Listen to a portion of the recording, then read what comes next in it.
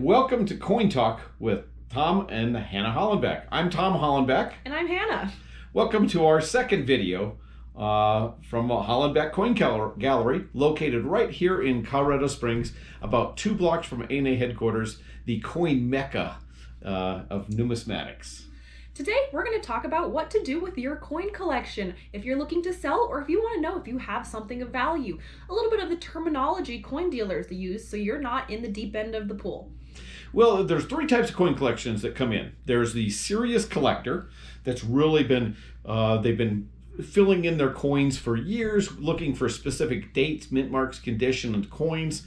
There's kind of casual collectors that kind of pick up stuff over the years and they think that's neat and they buy it. And then there's accumulators or hoarders. We also see people who think they might have that $1 million coin in their pocket. So we're going to give you some resources to find out if your coins are worth anything. The first resource we would like to direct you to is on our website. If you click the link below, we have a great page that has some information, the key dates of the different coins that you would want to pull aside, sort through all your different coins, as well as what can go to the bank.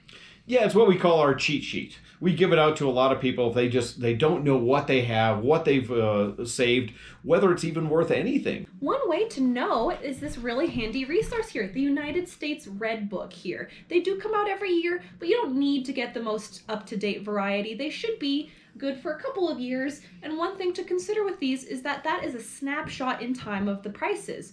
In here is the holy grail, the Bible of coins. It'll tell you every mintage of every coin ever minted in the United States, as well as description, where the mint mark is located, and some history about it. So when he was mentioning those silver dollars, we can flip through to the book and find that section. It'll even have pictures of some varieties in there. So get yourself one of these so you even know what you're looking at.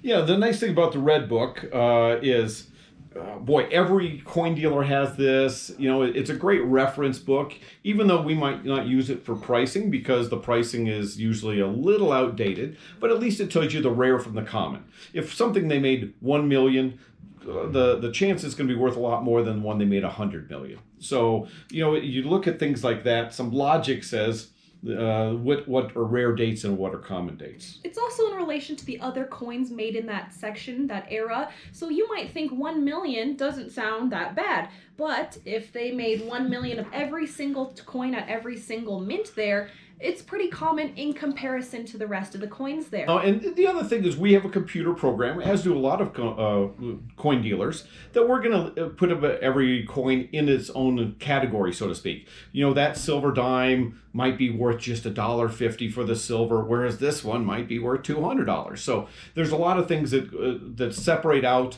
So you should get a total inventory. If someone just looks at it and goes, I'll give you $500 for the batch, you need to do a little bit more research because the question is, are there 5 $100 coins or is there one coin worth $500 in there? So you really need to kind of do some of your homework, but it's also nice to find someone that you can trust. Absolutely. Get that itemized receipt, and you should never walk into a coin store and be obligated that they're going to take your coins and just pay you whatever they want. You know, it should be a discussion. Why is this coin having to go to a $2 coin versus this one is a $200 coin? You know, those differences do make it, they are really important differences. The other resource we use all the time is called the Gray Sheet.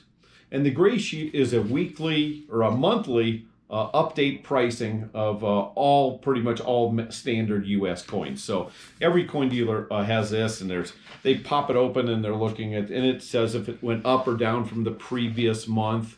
So it's lots of small writing, but it's a great resource, and every coin dealer uses that. They would be able to give you the current market terms, and then with those gray sheets, you're probably not able to get your hands on one, but a reputable dealer should have it and would have it open in front of them. You should always be able to ask them questions. What are the numbers doing in that gray sheet?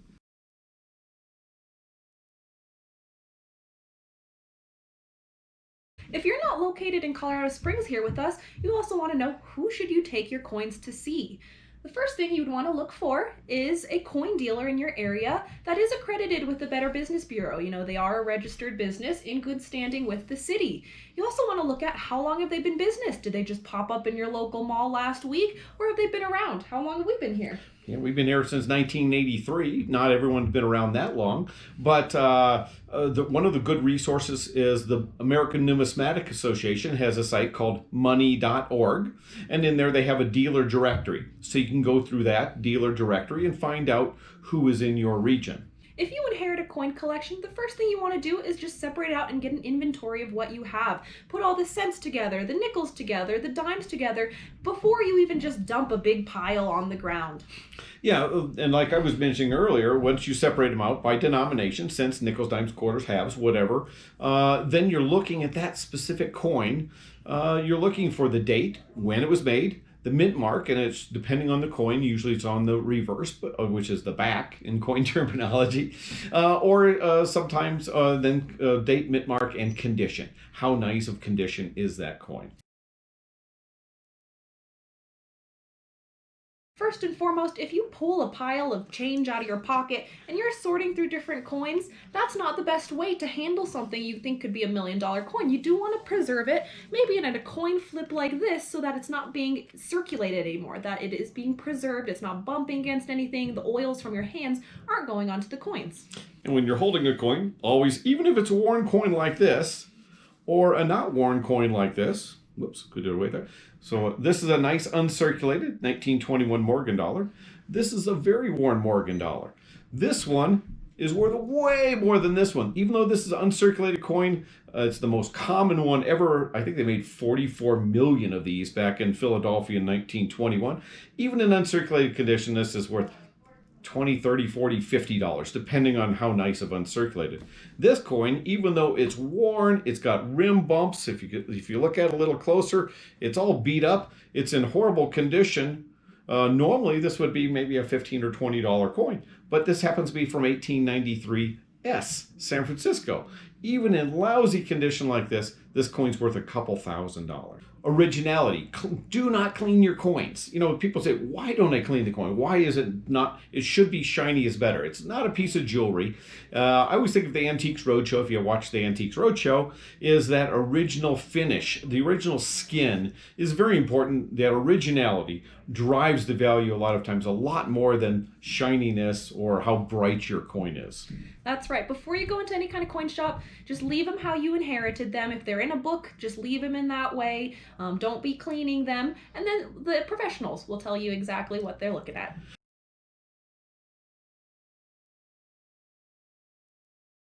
You know, we get a lot of what we refer to as, you know, like proof sets, and that's a mint set, that's a proof set, that's another proof set. Talking about proof sets here, you might find these in your collection. A proof coin, if you talk about... Well, the proof is nothing. A lot of people say this is in really nice condition. It's a proof. Well, a proof is a method of manufacture. It doesn't have anything to do with the grade. A proof is a multiply struck coin made for a presentation piece. So proof, when you look at a coin, is going to have that mirror-like finish on them. They do come in different types of packaging. You can see the 79 is very different than the 99, and it is really a showcase display of all the coins the U.S. Mint that made that year. But when the U.S. Mint makes something to be sold, usually it's not very collectible. So when you go in with your proof set, it's not going to be your $1 million set.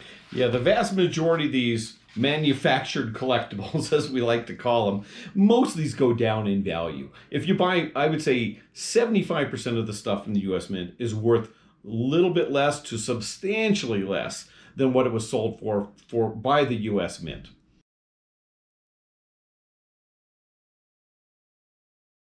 Yeah, most of those coins that really are the really valuable one are older. You know, I like to tell people I put coins into 3 historical times zones for U.S. history, and that's kind of similar worldwide. Is I put modern coins as anything post-World War II. If it's made after World War II, there's just not a lot of stuff that's real valuable unless it's in fabulous condition. And that goes to Franklin halves, even late Walking Liberty halves, Washington quarters. Most of those are not terribly valuable. Yeah, and then as you get to old coins, the first part of the U.S. Historical time zone or time period is pre-Civil War. Most of the stuff pre-Civil War is quite scarce. The U.S. was an expansionist country. Of course, we didn't have 50 states at the time. They were nowhere near that. And as they were going west and growing, people just didn't save coins. So a lot of the stuff that's the early stuff, especially in really nice condition, is quite scarce. And that middle time zone is between the Civil War and World War II. And some of that stuff is exceedingly rare and some of it's exceedingly common.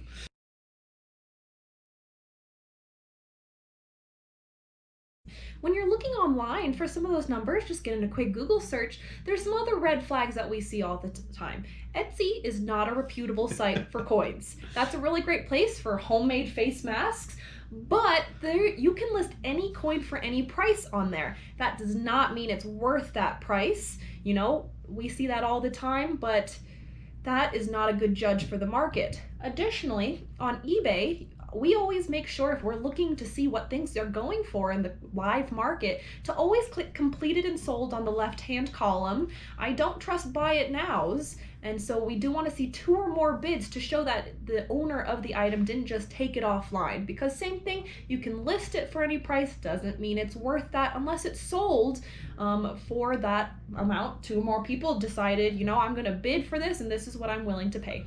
When you get into the rarer coins, you know, the more valuable ones, then you need to look at even additional resources. When you're talking rarer coins, usually you're talking like certified coins, what we in the industry call slabs.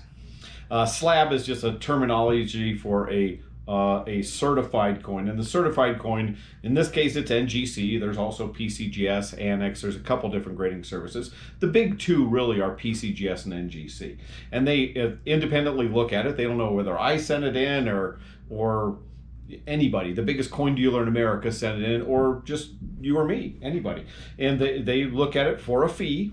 The first thing they do is they authenticate it, make sure it's a genuine coin, and then they independently put a grade on it. In this case, they called it an AU55. It's a Carson City $20 gold piece. So that's the major auctions. Then whether that's Heritage, Stack's Bowers, great collections, then you could start looking through those and see what the listings, what they had sold for in the past. It gets you a pretty good idea of what the a fair retail value is on your items.